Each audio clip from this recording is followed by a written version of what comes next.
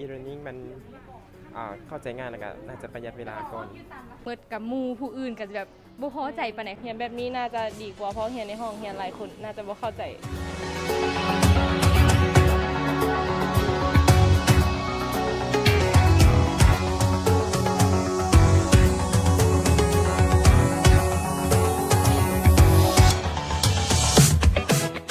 คักอยู่สามารถเฮ็ดให้เขาเข้าใจบทเรียนง่ายขึ้นเพราะมีเทคโนโลยีที่ทันสมัย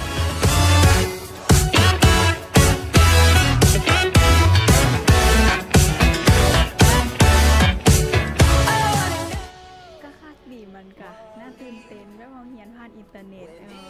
มันก็ได้ของฮูก็โอเค I gotta know, ooh, Molly, are you stuck in nostalgia? ต้องเป็นนักศึกษาคนหนึ่งที่ว่าเคยเรียนผ่านระบบ e-learning มาแล้วสำหรับสอนแบบนี้น้องก็คิดว่ามันก็